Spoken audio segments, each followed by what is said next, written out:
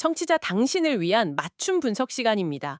오늘은 은퇴 후에 새로운 장을 여는 분들, 바로 시니어 창업에 대해 좀 더 깊게 들어가 볼까 합니다. 네, 안녕하세요. 네, 당신께서 보내주신 여러 경험담이나 조언, 또 관련 기사들, 이걸 바탕으로 해서요. 그 안에 숨어있는 어떤 핵심적인 통찰, 또 의외의 발견들, 이런 걸 좀 뽑아내려고 해요. 좋습니다. 왜 이 길을 선택했을까? 또 어떤 현실적인 어려움이 있었나? 그리고 뭐랄까 성공적으로 자리를 잡기 위해서 정말 필요했던 건 뭘까? 이런 것들을 좀 깊이 파헤쳐 보겠습니다. 준비되셨죠? 네, 그럼요.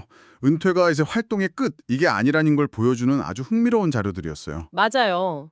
많은 분들이 그동안 쌓아온 경험이나 지혜를 창업이라는 형태로 다시 사회에 풀어내시면서 어떤 개인적인 성취감, 또 삶의 활력까지 얻고 계시더라고요. 네네, 오늘 저희 분석이 시니어 창업을 이렇게 고민 중이신 당신께 좀 실질적인 영감을 드릴 수 있으면 좋겠습니다. 좋습니다.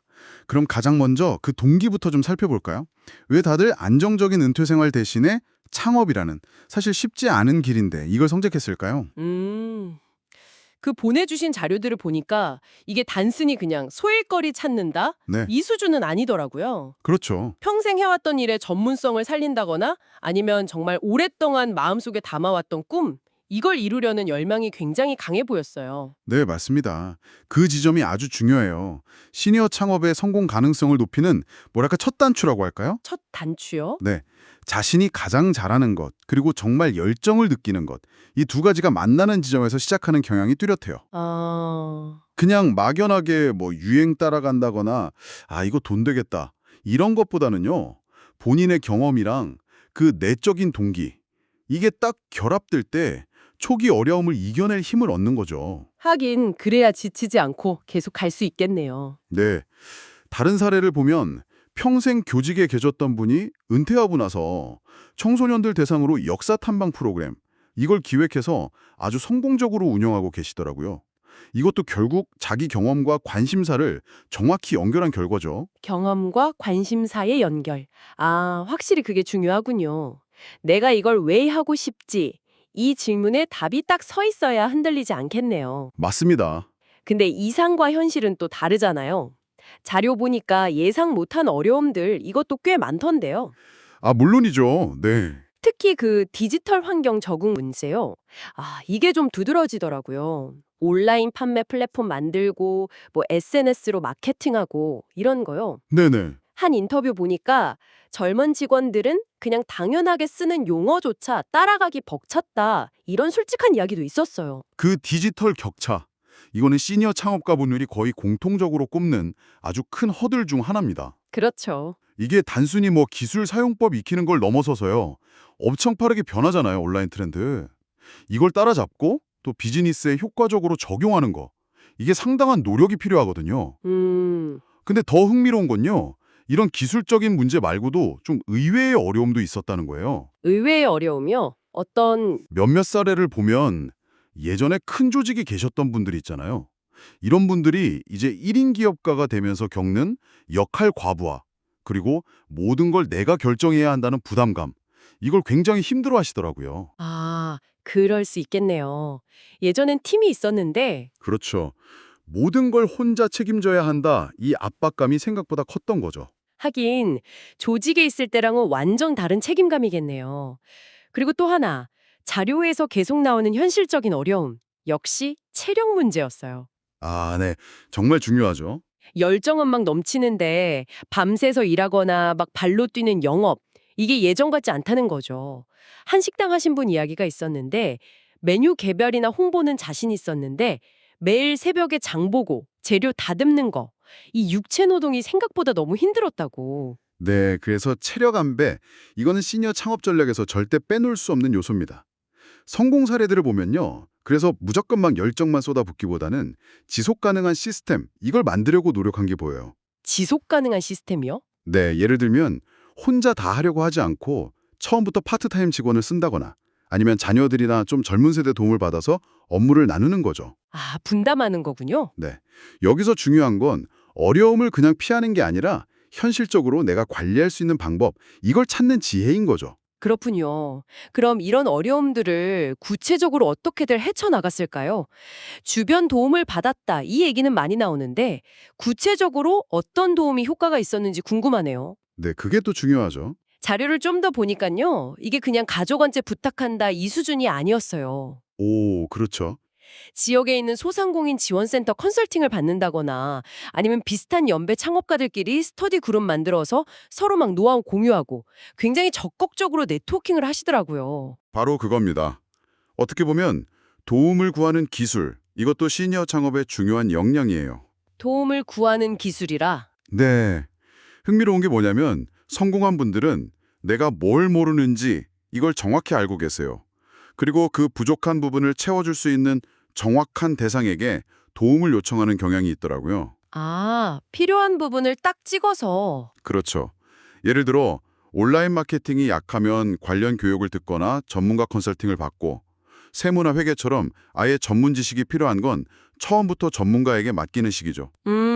내가 다 해야 한다 이 생각에서 벗어나서 외부 자원을 효과적으로 활용하는 그런 열린 태도가 중요했던 겁니다. 모르는 건 인정하고 필요한 도움은 정확히 찾아 나선다. 용기와 지혜네요, 정말. 그리고 작게 시작해서 꾸준히 이 조언도 여러 자료에서 계속 나왔거든요.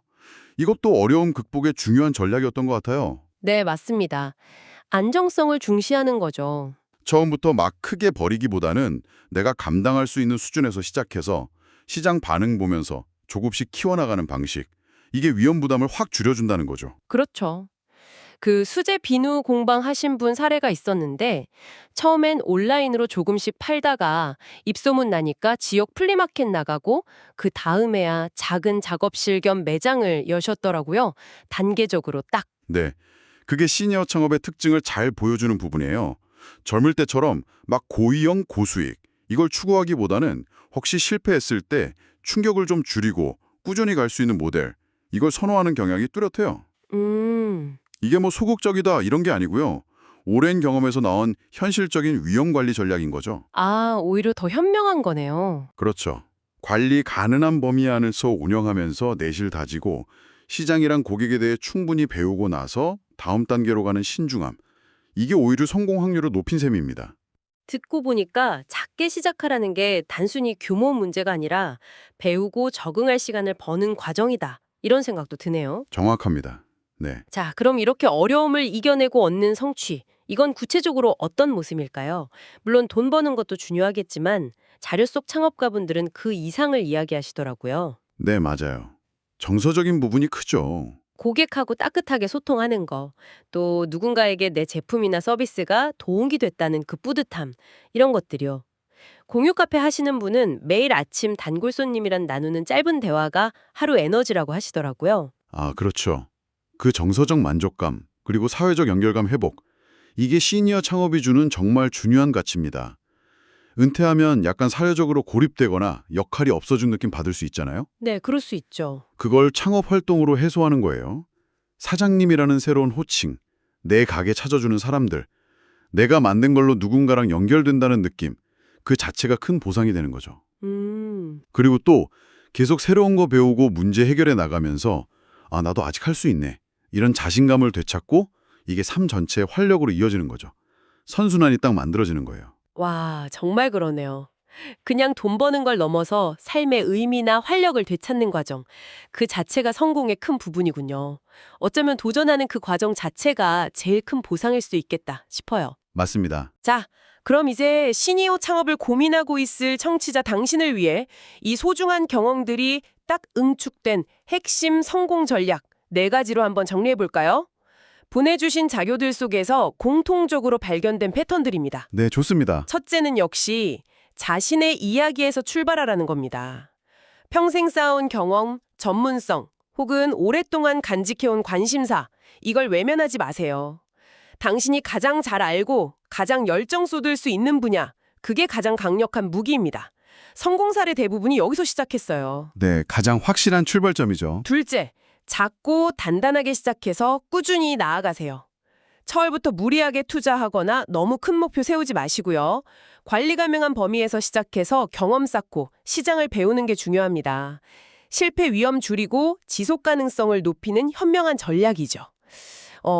이건 마라톤이지 단거리 경주가 아니라는 거. 그렇죠. 조급해하지 않는 게 중요합니다. 셋째, 도움의 네트워크를 적극적으로 만들고 활용하세요.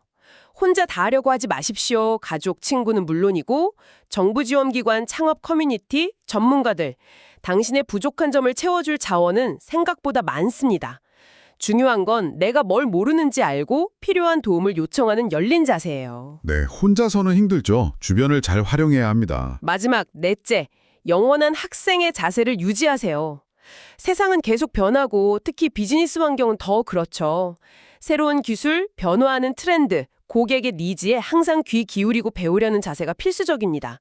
과거 성공 방식에 머물지 않고 유연하게 적응하는 능력, 이게 당신 사업을 계속 성장시킬 겁니다. 네 가지 다 정말 현장의 목소리가 담긴 아주 실질적인 조언들입니다. 특히 마지막에 말씀하신 배움과 적응의 자세, 이건 아무리 강조해도 지나치지 않아요. 아, 그렇죠. 시니어 창업가분들이 가진 그 풍부한 경험, 이게 분명 큰 자산인데 때로는 그게 오히려 변화를 받아들이는데 좀 걸림돌이 될 수도 있거든요. 아, 왕년에는 이렇게 되는 거군요. 그렇죠. 예전엔 이렇게 했는데 이 생각에 갇히기보다는 새로운 방식을 배우고 시도하는 그 즐거움 자체를 발견하는 게 중요해요. 자료 중에 보니까 70대에 코딩을 배워서 자신의 경험을 담은 앱을 개발한 분 이야기도 있더라고요. 정말 인상적이었어요. 와, 70대 코딩을요? 대단하시네요. 네, 나이는 정말 숫자에 불과하다는 걸 보여주는 강력한 사례죠. 오늘 시니어 창업 이야기 쭉 정리해보니까 결국 성공의 핵심은 첫째, 자기 강점과 열정 활용하기, 둘째, 신중하고 꾸준하게 접근하기, 셋째, 적극적으로 도움 구하고 네트워킹하기, 넷째, 그리고 끊임없이 배우고 유연하게 적응하기. 이 네 가지로 요약할 수 있겠네요. 네, 그렇습니다. 은퇴가 끝이 아니라 당신의 경험과 지혜를 펼칠 새로운 무대가 될 수 있다는 가능성, 이걸 보여준 시간이었던 것 같습니다. 기억하세요. 도전은 결국 늦지 않았고 그 과정 자체가 당신 삶을 더 풍요롭게 만들 겁니다. 네, 오늘 저희가 함께 살펴본 이야기들을 바탕으로 이제 청취자 당신께 한번 질문을 드려보고 싶어요. 당신의 지난 경력 속에서 혹은 바쁜 일상에 묻혀서 잠시 잊고 지냈던 당신만의 어떤 특별한 기술이나 지식 혹은 열정은 없으신가요? 그게 꼭 창업으로 이어져야 하는 건 아닙니다. 하지만 당신 인생의 다음 장을 더욱 의미 있고 활기차게 만들어줄 수 있는 당신 안에 잠자고 있는 가능성, 그걸 한번 탐색해 보신 건 어떨까요? 네. 어쩌면 당신이 생각하는 것보다 훨씬 더 많은 기회가 당신을 기다리고 있을지도 모릅니다. 구독과 좋아요는 여러분의 사랑입니다.